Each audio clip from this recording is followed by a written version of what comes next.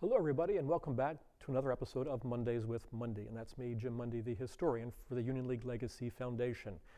You can probably tell what room I'm standing in, but just in case, let me do this little shtick I do when I give tours of the League House. And forgive me if some of you have heard this before, but the Union League was named the #1 city club in 2012, and we've been the #1 city club ever since. And so I've always joked a little bit that to be a #1 city club, you must have 2 rooms in your clubhouse. And can you guess what the first one is? I'll give you a few seconds to think about it. All right, time's up. You have to have a good bar, because without a good bar, there's simply no sense opening your door in the morning because nobody's going to come in, right? But the second room you must have, I think, as well, is a good library. And that's what the Union League has. And one of the reasons I think it is the #1 city club in the country is because we do have such a wonderful library. Now, when the Union League was being organized in December of 1862, many of the original founding members were men who came, who had educations. I mean, they were college educated.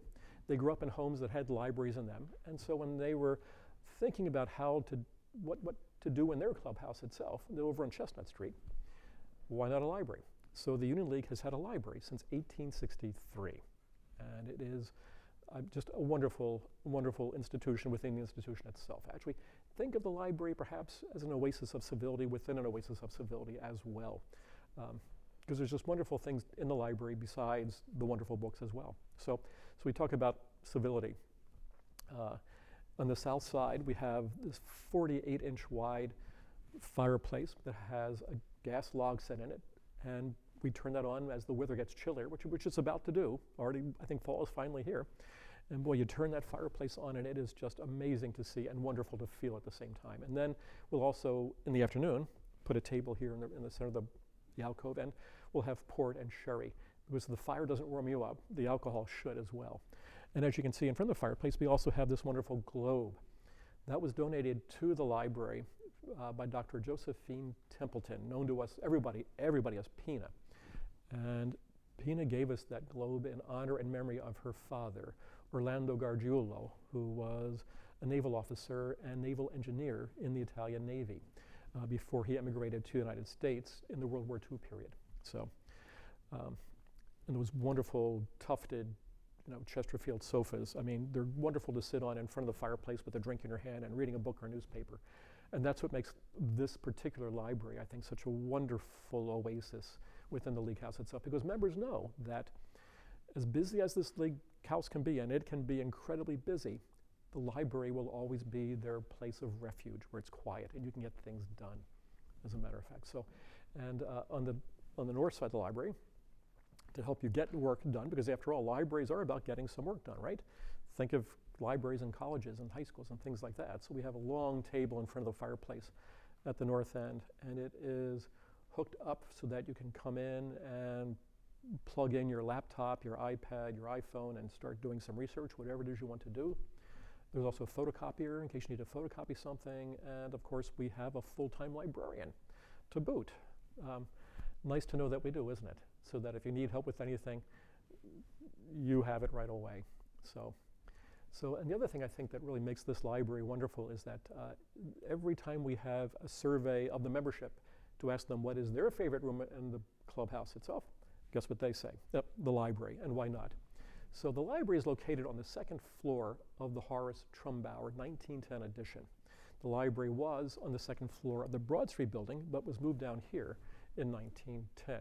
And actually, there were 3 rooms that make up the library. We're in the main reading room right now, which is the one that runs across 15th Street, right, north and south.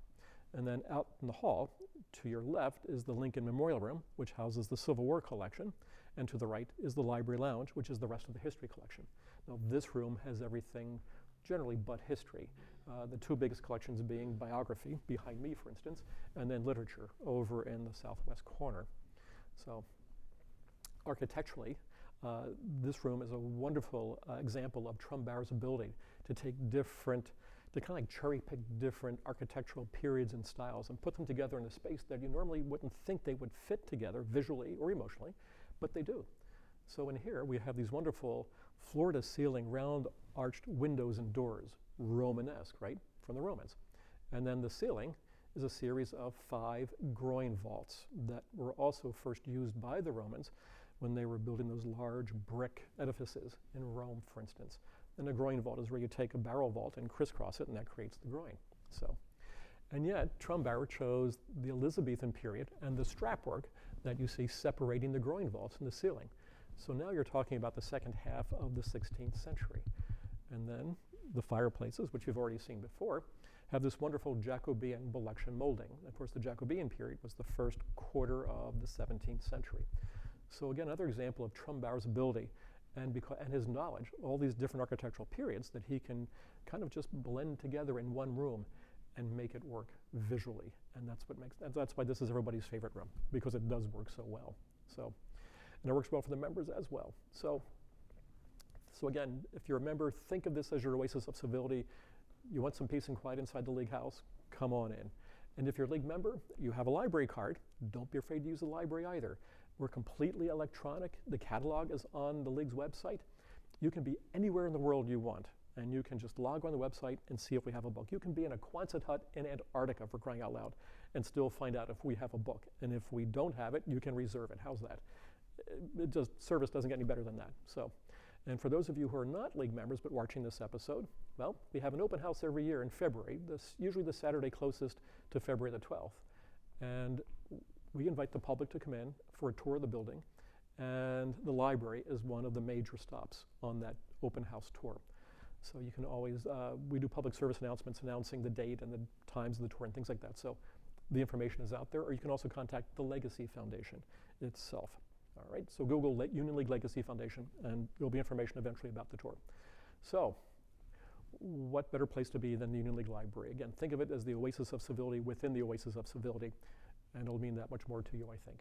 So, well, I hope you've enjoyed this episode, and I hope that you members come into the library. We hope we see you here sometime, and really enjoy its atmosphere, its environment, and its being a library. So thank you for watching. We appreciate your patronage, your interest, and all that good stuff. And hopefully we'll see you in another 2 weeks. So in between, stay well, stay healthy, stay safe. And thank you for watching.